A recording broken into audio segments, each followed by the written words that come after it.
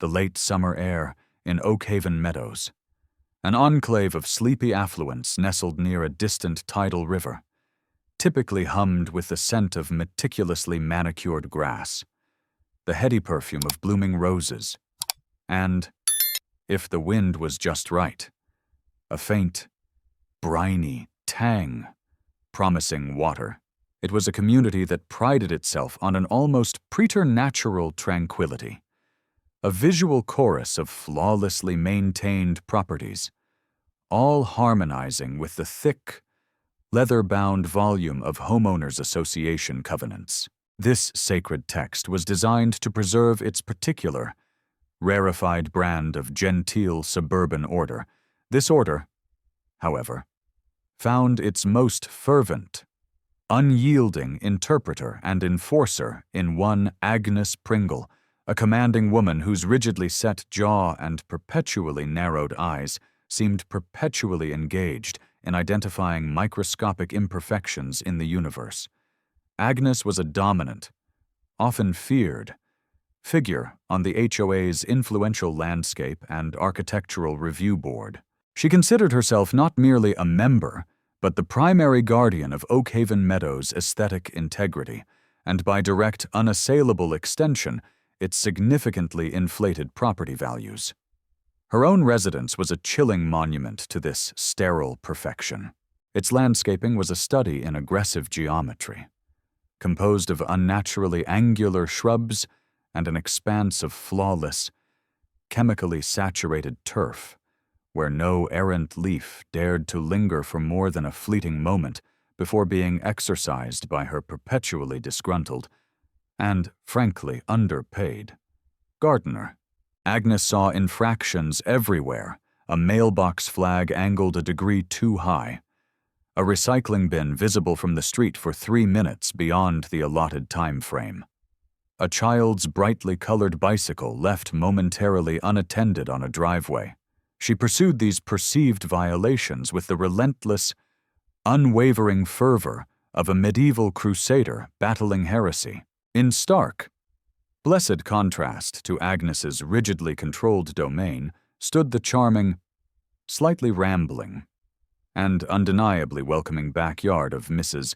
Emily Carter's modest colonial-style house. It was situated at the tranquil end of a quiet, tree-lined cul-de-sac, a small pocket of genuine warmth in the otherwise highly regulated landscape. Mrs. Carter, a kindly, articulate, and soft-spoken widow in her late 70s, was the devoted owner, companion, and handler of Clover. Clover was a diminutive, 28-inch tall miniature therapy horse, a marvel of gentle strength and quiet intelligence, with her luminous, intelligent eyes, a soft, dapple gray coat that invited touch, and a patient, almost preternaturally calm demeanor. Clover was infinitely more than a pet. She was a beloved, demonstrably effective, and integral part of a small, informal, yet profoundly impactful therapy program. Mrs. Carter, a retired pediatric occupational therapist, ran for a handful of neighborhood children. These children were coping with the daily, often daunting, challenges of conditions like cerebral palsy, muscular dystrophy, and other neuromuscular disorders in a small, impeccably kept, custom-built stable at the far end of Mrs. Carter's generous half-acre lot, a stable designed with such care that it resembled a charming storybook playhouse more than a utilitarian farm structure. Clover would greet her young visitors. There was 7-year-old Lily, whose tentative, often painful steps gained a remarkable steadiness when her small hand rested on Clover's sturdy, warm back. There was 10-year-old Sam, whose profound shyness usually kept his words locked tightly inside, but whose rare, brilliant smile only ever truly blossomed when he was meticulously grooming Clover's silky mane or whispering secrets into her twitching, attentive ear. These children, and a few others, found immeasurable comfort, unadulterated joy, and tangible physical benefits from their carefully supervised interactions with the little horse. The faint, earthy, yet surprisingly clean scent of fresh hay, cedar shavings, and well-groomed animal that occasionally drifted from Mrs. Carter's yard was, to most of Oakhaven's residents, a gentle, pleasant reminder of Clover's unique and benevolent presence. To Agnes Pringle, however, these were not the scents of healing and joy. They were farm smells. They were livestock odors. They were, in her meticulously ordered worldview, anathema, an olfactory declaration of war against everything Oakhaven Meadows was supposed to represent, from the very moment Mrs. Carter, armed with all necessary town permits, and even, grudgingly, the initial HOA approvals for the small, non-commercial stable structure itself approvals obtained, much to Agnes's later chagrin, before she had fully consolidated her power on the Landscape and Architectural Review Board, had brought Clover to Oakhaven Meadows 2 years prior. Agnes had viewed the miniature horse and her associated accoutrements as a creeping, insidious blight, a festering wound on the otherwise pristine face of the community. She began a systematic campaign of attrition. Initially, it took the form of thinly veiled, passive-aggressive pronouncements at HOA meetings, pronouncements about maintaining the strictly residential character of the neighborhood, the inherent inappropriateness of livestock within its hallowed, manicured confines, and vague, unsubstantiated concerns about potential allergens and vector attraction. When these pointed hints were politely but firmly ignored by Mrs. H. Carter, and largely unsupported by other, more compassionate and less ideologically rigid board members, some of whom had grandchildren who secretly adored Clover, Agnes escalated her offensive, formal, typewritten letters, embossed with the HOA logo and signed with Agnes's imperious flourish, began arriving at Mrs. Carter's home with unnerving regularity. They cited obscure, often creatively and willfully misinterpreted, HOA bylaws regarding nuisance odors, unseemly animal enclosures despite the stable's aforementioned charm and compliance with initial permits, and even, in one particularly bizarre instance, excessive generation of undesirable insect life, a claim for which Agnes offered no evidence beyond her own profound dislike of anything that buzzed. Each letter was meticulously documented, each supposed infraction detailed with a prosecutorial, almost gleeful, zeal. Mrs. Carter, though understandably distressed and increasingly worn down by the relentless harassment, responded to each missive with unwavering patience and meticulous detail.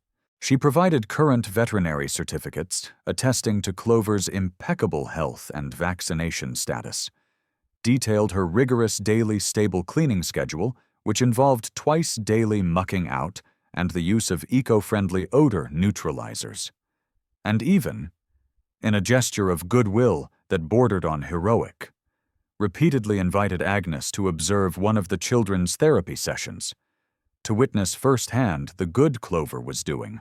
Agnes invariably declined these invitations with a disdainful sniff and a curt, dismissive wave of her hand, sometimes muttering about emotional blackmail or the exploitation of unfortunate children for sentimental purposes. One afternoon, Mrs. Carter, tending the small rose garden that bordered her driveway, saw Agnes Pringle standing on the sidewalk, staring fixedly at Clover's stable. There was an intensity in Agnes's gaze, a cold, appraising look that went beyond mere disapproval. It was a look of profound, almost visceral, revulsion. Agnes didn't see Mrs. Carter watching. She muttered something under her breath, too low for Mrs. Carter to hear clearly. But the words filth and eradicate seemed to hang in the air for a moment, chilling Mrs. Carter to the bone despite the warm sun. The encounter left Mrs. Carter deeply unsettled, a knot of anxiety tightening in her chest. Commissioner Marcus Thorne, the newly appointed, highly respected state police commissioner, lived 2 doors down from Mrs. Carter, his property separated from hers by one other meticulously kept home. A career law enforcement officer known for his quiet integrity, his calm, decisive leadership under immense pressure, and his deeply ingrained commitment to public service. Marcus had moved to Oakhaven Meadows with his wife and young daughter, seeking a peaceful, unobtrusive refuge from the relentless, often brutal, demands of his high-profile state-level position. He valued his privacy and the ostensibly tranquil atmosphere of the neighborhood. However, he had become increasingly aware, and with a growing sense of private concern, of Agnes Pringle's escalating, almost obsessive campaign against the elderly. Gentle Mrs. Carter and her demonstrably harmless therapy animal, he'd seen firsthand the pure, unadulterated joy Clover brought to young Lily, his own daughter, Sarah's classmate. During a neighborhood block party the previous spring, Lily, often hesitant and shy due to the physical challenges of her cerebral palsy, had been transformed in Clover's presence, her face alight with a confidence and happiness that was profoundly moving.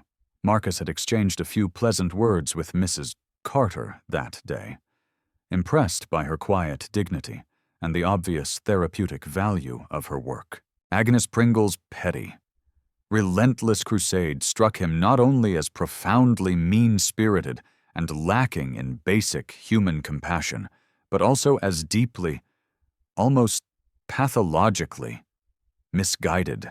He'd even overheard Agnes at a recent, poorly attended HOA informational session, after a vote on new shrubbery guidelines had gone her way, remark to a fellow board member, a sycophantic woman named Mildred Perkins. You see, Mildred, when one is firm, truly firm, even the most resistant elements can be brought into compliance. Some situations require a more definitive approach to restore order and cleanliness, a complete clearing out, if you will. The comment, though ostensibly about overgrown ivy on the community clubhouse, had an unsettling undertone that stuck with Marcus. However, in his capacity as a private citizen and neighbor, he had thus far been hesitant to intervene directly in what seemed, on the turbulent surface, to be an internal, albeit increasingly unpleasant, HOA dispute. He rationalized that getting involved might be perceived as an abuse of his official position, an overreach. He would soon come to regret that well-intentioned, but ultimately mistaken, reticence with a depth that would haunt him. Agnes Pringle, finding her official complaints and meticulously crafted letters largely stonewalled by a more moderate and increasingly irritated faction on the HOA board, a faction charmed by Clover, sympathetic to Mrs. Carter, and frankly weary of Agnes's incessant negativity, and perhaps dangerously emboldened by a recent, hard-fought but ultimately successful campaign she'd waged against a young family who dared to install an unapproved, though aesthetically identical and more efficient brand of solar panels, decided that more direct, decisive, and irreversible action was required to eradicate the Clover problem once and for all. The stable, she reasoned, was the root of it. No stable, no horse, no horse, no farm smells, no eyesore, no challenge to her authority. The problem needed to be sanitized. She began to formulate a plan, one that cunningly bypassed the tedious niceties of HOA procedure. the frustrating delays of democratic debate, and the irritating sentimentality of her fellow board members. It relied instead on brute force, a carefully constructed deception, and her unshakable, almost messianic, belief in her own righteousness. She secretly and untraceably, or so she thought, contacted a local landscaping and demolition contractor named Dirk Olson. Olson was a man known in certain circles for his powerful, tracked skid-steer loader, his efficiency, and his distinct willingness to take on ethically ambiguous, even borderline illicit, demolition jobs if the price was right and the questions were few. Agnes met Olson at a discreet coffee shop several towns over. She told him, with an air of grave official concern, that an old, dilapidated, and structurally unsound shed on a property adjacent to hers, she was deliberately vague about the exact location needed to be removed, urgently due. She cited pressing safety concerns and implied an imminent collapse that posed a hazard to neighborhood children. She presented herself as an empowered HOA representative, flashing a laminated and entirely self-made HOA Special Projects Coordinator badge, and assured Olson she possessed full, unequivocal authority to order the demolition. She offered him a significant cash payment, well above his usual rate, for a pre-dawn job, emphasizing repeatedly the need for speed, efficiency, and absolute discretion. No fuss, no bother, just get it done before anyone's properly awake, she'd instructed, her eyes gleaming with a strange fervor. Olson, a man whose moral compass was largely governed by financial incentive, asked few questions when presented with a substantial upfront cash deposit. Delivered in crisp, untraceable $100 bills, he agreed to the terms on a cool, heavily overcast Tuesday morning, just before the first hint of sunrise painted the eastern sky, while the rest of Oakhaven Meadows slept soundly, cocooned in its illusion of peace and order. Agnes Pringle enacted her meticulously crafted, malevolent plan. She positioned herself on the narrow, dew-damp strip of common land bordering Mrs. Carter's property line. A small, strategically chosen vantage point, her smartphone, gleaming in the pre-dawn gloom, was mounted securely on a miniature tripod, its camera aimed squarely, almost accusingly, at Clover's little stable. She was going to live-stream this audacious act. She envisioned her actions not as a crime, but as a bold, necessary statement, a triumphant reclamation of neighborhood standards, a vital public service that would be lauded, celebrated even, by those enlightened few who, like her, valued pristine, unblemished order above all else. Good morning, Oakhaven Meadows residents and concerned citizens everywhere. She began her live stream, her voice a little too bright, a little too loud, cutting through the pre-dawn quiet with a forced, unsettling cheerfulness. Agnes Pringle here, your dedicated representative from the Landscape and Architectural Review Board. Today, we are taking decisive, long overdue action to address a persistent issue of non-compliant agricultural odors and an unsightly, unauthorized auxiliary structure that has been negatively impacting our community's desirability and, frankly, its property values for far too long. Her smile was wide, but it didn't reach her eyes, which were fixed on the stable with an almost predatory focus. It's time, my friends, to restore the aesthetic harmony, the purity, the very essence of our beautiful, unique neighborhood. Time for a thorough cleansing. She conveniently, deliberately, omitted any mention of Clover by name, the innocent children, or the widely respected therapy program. To acknowledge them would be to acknowledge a complexity her rigid worldview could not accommodate. Just then, the low, guttural rumble of Dirk Olson's approaching skid-steer loader, its diesel engine coughing to life down the quiet access lane behind Mrs. Carter's property, broke the fragile silence.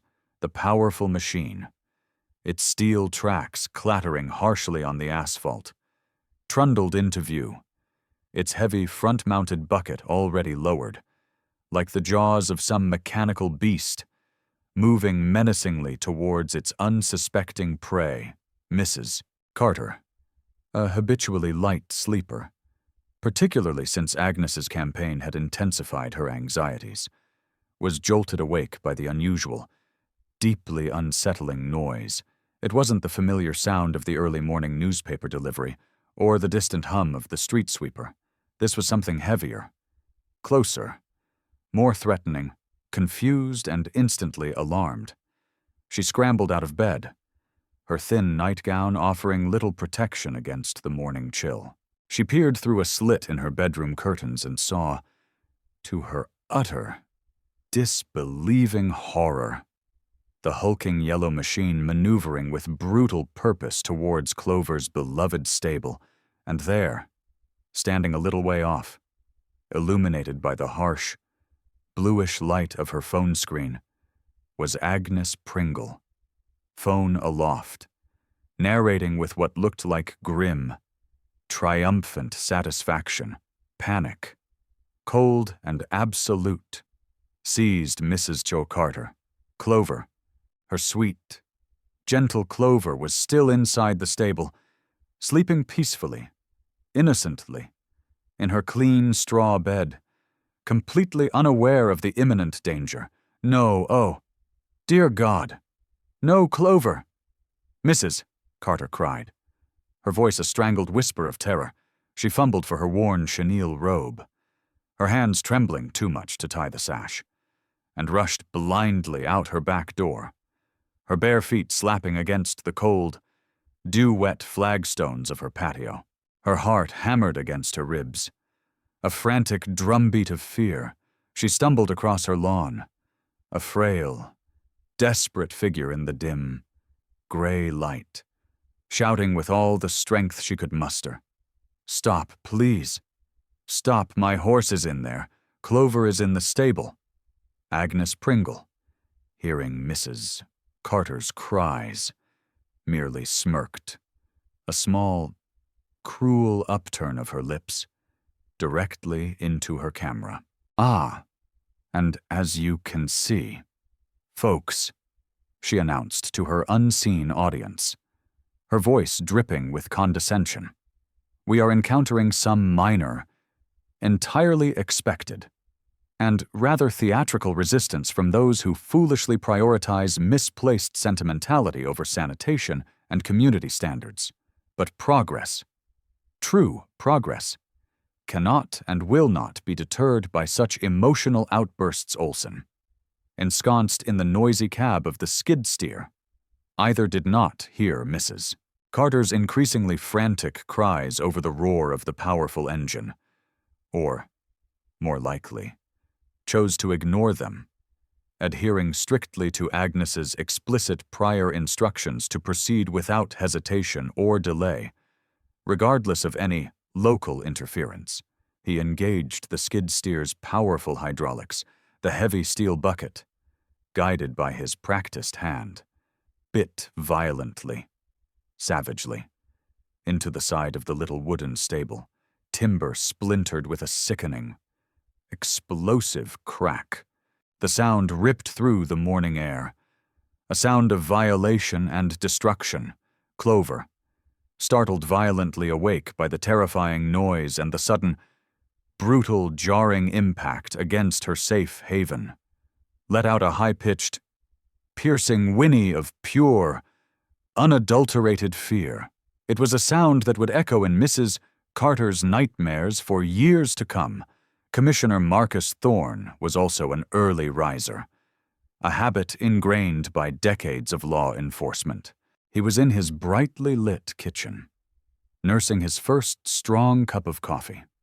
The aroma a small comfort as he reviewed a stack of overnight incident reports from across the state, a grim litany of human folly and misfortune. It was then that he heard it, the distinct, unmistakable, and entirely out-of-place rumble of heavy machinery operating unusually close by. It was followed, almost immediately, by a woman's frantic, desperate shouts. He recognized Mrs. Carter's voice, and then, chillingly, the unmistakable, terrified sound of a horse in profound distress, his professional instincts, honed razor-sharp by years of navigating crises large and small, kicked in instantly. Overriding everything else, something was very, very wrong. He moved with a swift, economical grace to his front window, which offered a partial, oblique view of Mrs. Carter's backyard through a gap in the dense privet hedge. What he saw made his blood run cold. A sudden, icy dread gripping his heart, the canary-yellow skid-steer loader, already tearing viciously into the side of Clover's charming little stable, sending splinters of wood flying like shrapnel. Mrs. Carter, looking impossibly frail and distraught, trying desperately, futilely, to reach the stable door, her cries swallowed by the engine's roar, and Agnes Pringle, standing calmly, almost serenely, a few feet away, phone held high, apparently filming the entire horrifying, unfolding spectacle, the image of Agnes, a grotesque voyeur at a scene of wanton destruction she had orchestrated, burned itself into his memory. Without a second's hesitation, Marcus sprinted out his own front door, his half-finished coffee abandoned, his mind already racing, processing, strategizing.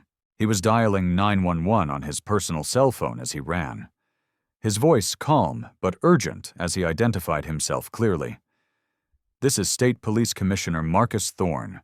I need immediate local police and animal control assistance to my neighbor's address. 12 Willow Lane, Oakhaven Meadows. There is an active, unauthorized demolition of property in progress, and an animal, a therapy horse, is in imminent danger. Repeat, animal endangerment. Possible malicious destruction." He reached Mrs. Carter's property line, vaulting the low decorative fence in a single, athletic movement, just as the skid steer's bucket, with another brutal lurch, ripped away a large section of the stable wall.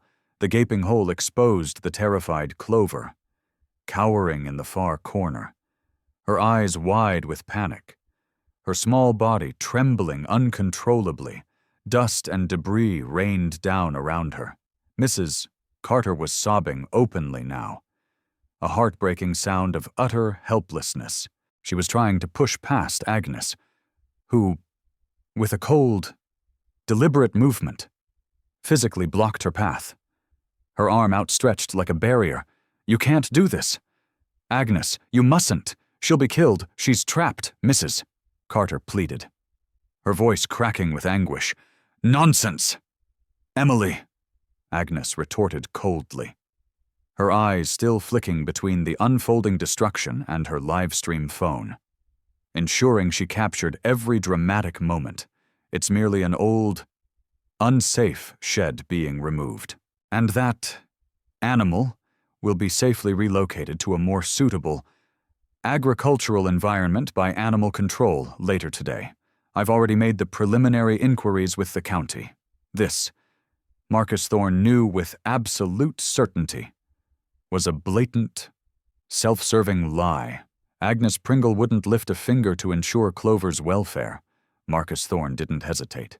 He strode directly, purposefully, towards the still roaring skid steer, his 6'2", powerfully built frame radiating an aura of absolute, unquestionable authority, the kind of authority that comes not from a badge, but from deep within, "Stop that machine, police! Stop it now!"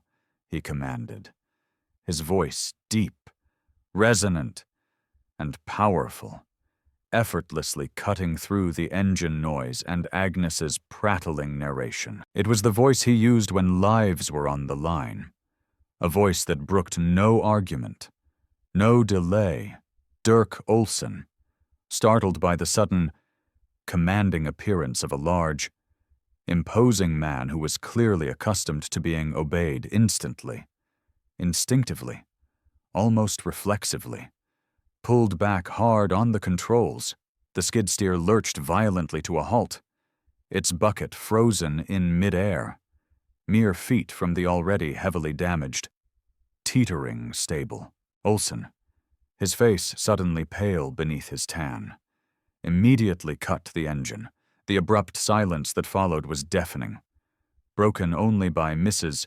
Carter's ragged sobs, Clover's frightened, tremulous nickering, and the distant, approaching wail of sirens. Marcus immediately moved to Mrs.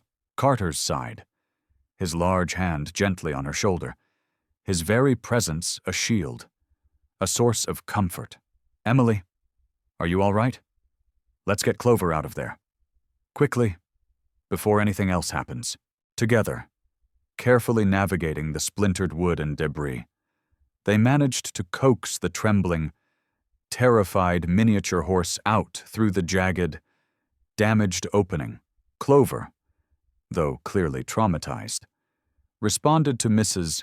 Carter's soothing voice and gentle touch, allowing them to lead her to the relative safety of the far side of the yard, as far as possible from the silent, menacing machine and the still fuming Agnes Pringle. Marcus then turned his full, cold, unadulterated attention to Agnes. She was still holding her phone, though her triumphant narration had faltered, her expression now a confused, indignant mixture of annoyance and a dawning, unwelcome apprehension. The arrival of authority, especially this particular authority, was clearly not part of her script. "Agnes Pringle," Marcus stated, his voice dangerously quiet, each word delivered with icy precision. "What in God's name do you think you're doing, Commissioner Thorne?"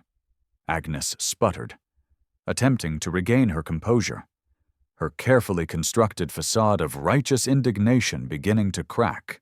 Her eyes darted nervously towards the silent skid steer, then back to Marcus's unyielding face. "This is a sanctioned, official HOA action to remove a non-compliant, hazardous structure. You have no jurisdiction here. This is private property, and an internal HOA matter, sanctioned by whom?" Agnes Marcus countered, his gaze unwavering, pinning her like an insect under a microscope, because my distinct understanding, from multiple sources, is that the HOA board has repeatedly, and wisely, declined to support your baseless complaints against Mrs. Carter and this gentle animal. And what you are doing here, what I have just witnessed with my own eyes, appears to be felony destruction of property, reckless endangerment of an animal, and potentially criminal trespass. Are you aware, Agnes, that Mrs. Carter's horse, Clover, is a registered therapy animal, specifically utilized to assist disabled children in this very neighborhood? He let that sink in, watching her reaction. Agnes's face paled slightly, almost imperceptibly, at the pointed mention of Clover's official therapy animal status, a crucial fact she had consistently, conveniently, and deliberately chosen to ignore in her crusade. It complicated her narrative of a mere nuisance animal. It's an equine, a farm animal, essentially, in a residential zone, creating odors, attracting pests. It's a violation of our community's covenants, conditions, and restrictions, she blustered, waving her phone vaguely as if it were a scepter of authority. "And I have every right, indeed a duty, to document HOA enforcement actions for transparency and accountability." Just then, the first local Oakhaven Meadows police patrol car, its siren briefly wailing as it turned sharply into the cul-de-sac, skidded to a halt a few feet away. It was followed, moments later, by an animal control unit van. The responding patrol sergeant, a veteran officer named Henderson, whom Marcus knew from previous interagency collaborations, recognized Commissioner Thorne immediately. His eyes widened in surprise and obvious concern. "Commissioner, what on earth is going on here?" "Sir," he asked, his gaze sweeping over the scene, the damaged stable, the distressed horse, the distraught Mrs. Carter, the defiant Agnes Pringle, and the hulking skid steer. Before Marcus could fully brief Sergeant Henderson, Dirk Olson, the skid steer operator, clearly and understandably wanting to extricate himself from the rapidly escalating legal and professional disaster he had stumbled into, approached them, his face pale and beaded with sweat. "Look, officer, Commissioner." "Sir," he stammered, his eyes wide with genuine distress. "This lady," he gestured emphatically towards Agnes, who glared at him with pure venom. "She hired me. Swore up and down she had all the permits, full HOA authority, said it was an abandoned, dangerous shed that needed to come down today. Cash up front. A big bonus for an early start. I had no idea there was an animal inside. Or that it was all this. I wouldn't have touched it if I'd known. I swear." He looked genuinely shaken. He then hesitated for a moment, then added a piece of information that sent a jolt of pure ice through Marcus Thorne's veins. "When I was loading up my truck this morning, back at my yard, she had me put a couple of extra things in the cab for her. Said they were for site cleanup and preparation later, to make sure everything was properly dealt with." He pointed a trembling finger towards his parked work truck, a battered Ford F-250, at the curb just outside Mrs. Carter's property line. Couple of those red plastic gas cans, new ones, and 2 heavy-duty contractor bags. Said they were full of special high-nitrogen fertilizer for soil remediation after the shed was gone, but they smelled kind of funny. Sharp-like. Not like any fertilizer I ever used. She seemed real insistent I bring 'em. Kept 'em separate from my tools. Gas cans. Special fertilizer. A pre-dawn. Clandestine demolition. Agnes's smug. Self-righteous live stream about cleansing and restoration. A cold, sickening dread settled deep in Marcus Thorne's stomach, instantly overriding his initial surge of anger. This was rapidly escalating beyond even a vindictive, malicious HOA dispute run amok. This had the potential to be far, far more sinister. "Sergeant Henderson," Marcus said quietly, but with undeniable urgency to the local officer. "Secure Miss Pringle immediately. She is not free to leave. Read her Miranda rights. But do not question her at this time. I want you to treat this entire area, Mrs. Carter's damaged stable, the skid steer, the surrounding ground, and Ms. Pringle's vehicle if she drove here, as a potential major crime scene. Cordon it off. Nobody in or out without my authorization. And I want you and your partner to carefully, very carefully, examine Mr. Olson's truck immediately. Specifically, the items Miss Pringle asked him to transport. Do not touch them directly until my people arrive. Photograph everything." He then turned away, pulling out his phone again, his expression grim. He made another call, this one direct to the personal cell of Captain Eva Reynolds, the highly capable commander of the State Police Arson and Explosives Unit, Captain Reynolds. "Thorne here. I need an immediate priority one dispatch of your best arson K9, and a full evidence response team to Oakhaven Meadows. 12 Willow Lane. I have a situation involving a suspicious demolition, clear animal cruelty, and, critically, the potential presence of accelerants and precursor materials for an improvised incendiary or explosive device. Yes, Captain. You heard me correctly. I want your top people. And I want them here yesterday. Expedite. His voice was flat, devoid of emotion. But the underlying steel was unmistakable. The arrival of the State Police K9 unit, a highly trained, intelligent black Labrador named Sparky, whose olfactory senses were 1,000 times more sensitive than any humans, and the convoy of white, unmarked vans of the Arson and Explosives Evidence Response Team ERT transformed the usually tranquil suburban cul-de-sac into a scene of intense, focused, and ominous activity. Yellow crime scene tape now stretched across Mrs. Carter's yard. Stark against the green grass, Agnes Pringle, her face now ashen, her earlier defiance completely evaporated, replaced by a look of dawning, genuine terror, was detained, silent and trembling, in the back of Sergeant Henderson's patrol car. Her livestream phone, its battery now dead, had been carefully bagged and seized as crucial evidence. Sparky, the arson dog, guided by his handler, meticulously, systematically sniffed around the demolition site, his tail giving subtle cues. He showed mild interest in a few spots near the damaged stable wall where the wood was freshly splintered. But then he was led to Dirk Olson's truck. Still parked at the curb, the dog immediately, unmistakably, alerted on the passenger side of the truck's cab. Where the red cans and contractor bags lay, he sat, then barked sharply. A strong, positive indication for the presence of accelerants. There was no ambiguity in his signal. Further, cautious examination by the ERT specialists, clad in protective gear, revealed the horrifying truth.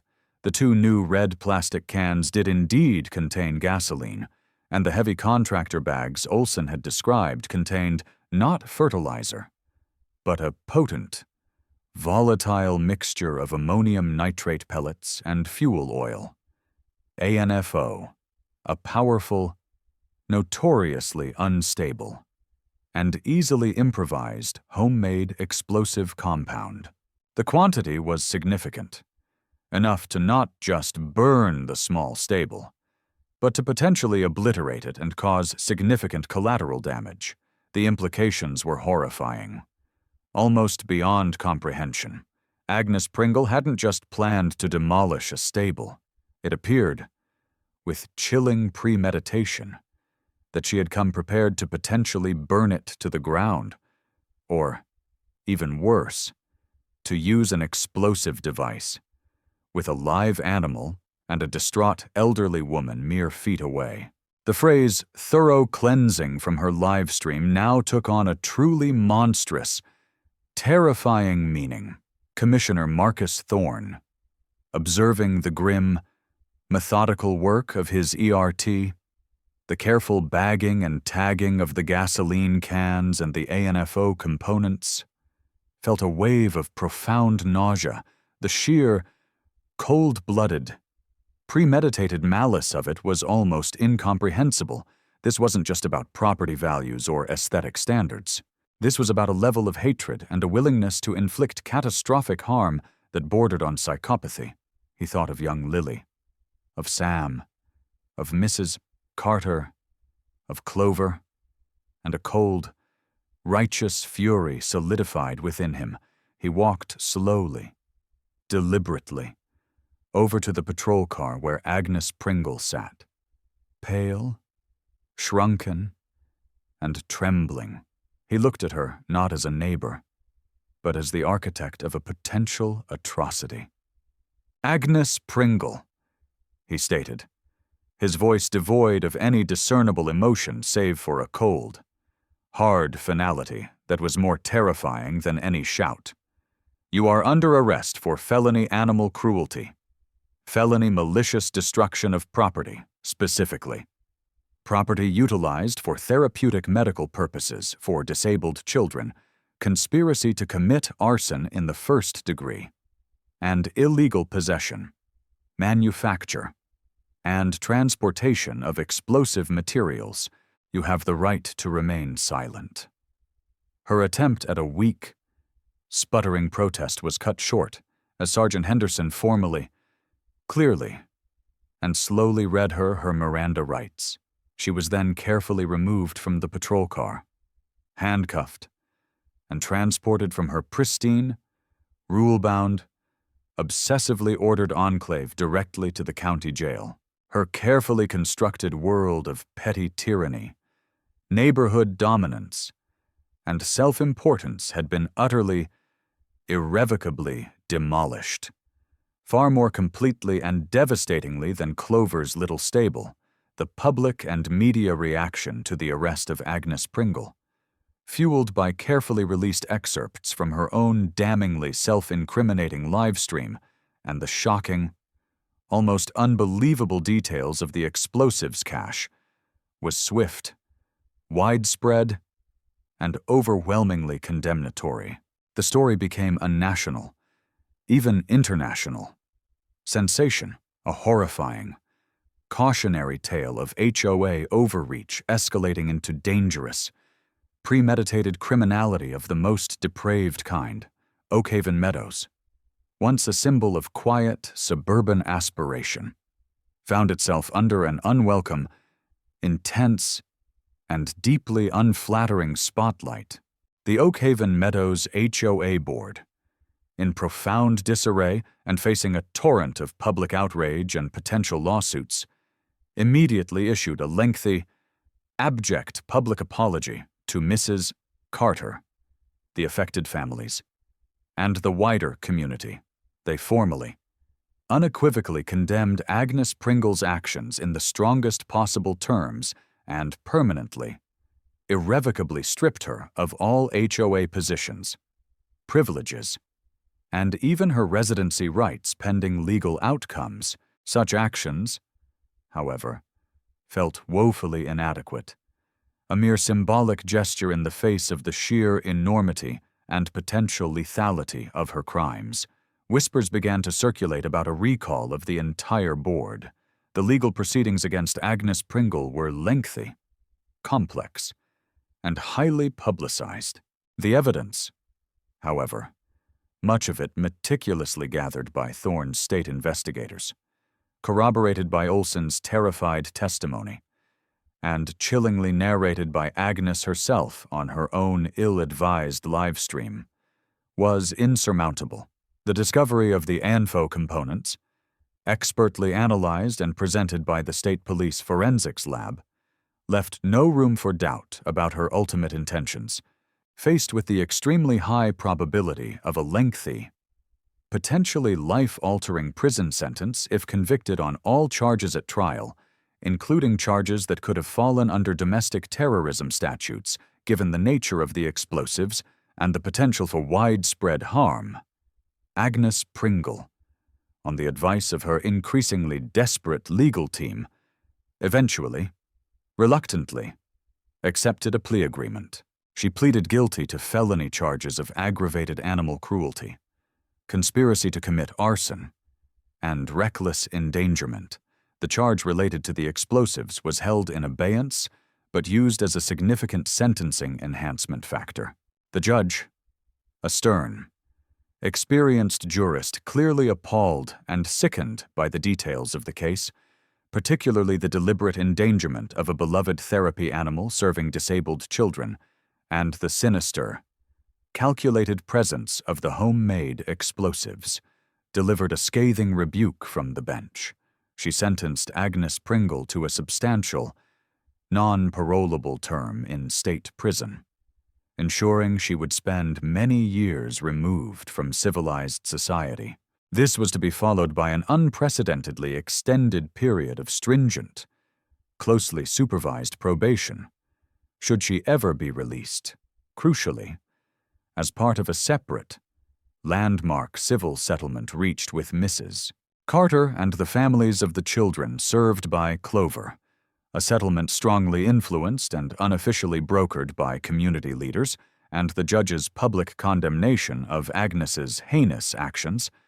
Agnes Pringle was ordered to forfeit a significant, multi-million-dollar portion of her considerable personal assets and property holdings.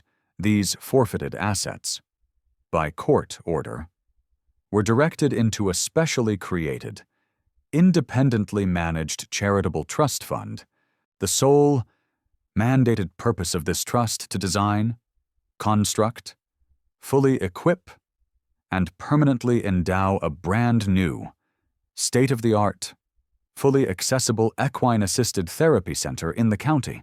This center, it was decreed, would be named Clover's Corner, ensuring that many more children with special needs, for generations to come, could benefit from the unique, profound comfort and well-documented therapeutic power of animals like Clover.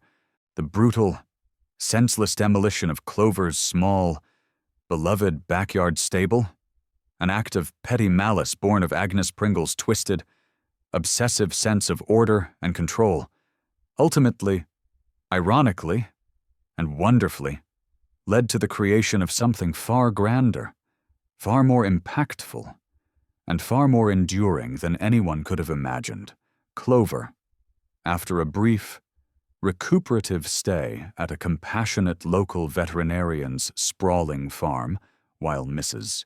Carter's yard was cleared of debris and her own frayed nerves were allowed to settle, eventually, with great fanfare and joy, became the first official, cherished resident of the beautiful new Clover's Corner Therapy Center. The center, built on donated county land and funded entirely by the downfall of the woman who had despised and sought to destroy her, thrived beyond all expectations. It became a beacon of hope, healing, and laughter for children and families throughout the region, its waiting list growing daily. Commissioner Marcus Thorne, often an honored guest at Clover's Corner fundraising events and community open houses, would sometimes stand quietly by the pristine white paddock fence, watching the little dapple-gray miniature horse patiently, gently nuzzle a smiling, giggling child strapped into a wheelchair, or stand stock still as another child, with hesitant, fumbling fingers, learned to braid a ribbon into her soft mane. He would reflect then on the strange, often disturbing, but occasionally, miraculously, redemptive ways in which justice, community spirit, and the unyielding, resilient power of simple compassion could ultimately triumph over even the most deeply entrenched, dangerously misguided, and hate-filled forms of neighborhood tyranny. Agnes Pringle remained incarcerated, a forgotten, disgraced pariah, her name synonymous with cruelty, arrogance, and the terrifying potential for darkness lurking beneath the most polished suburban veneer. Clover, however, surrounded by love, laughter, and the scent of fresh hay in her spacious, custom-designed new stable at Clover's Corner, continued her gentle, vital, life-affirming work, her small, unassuming presence a lasting, powerful testament to the profound and enduring good that could, against all odds, arise from the ashes of profound, unimaginable ugliness, the air in Oakhaven Meadows, and indeed in the wider county, seemed, somehow, a little sweeter now.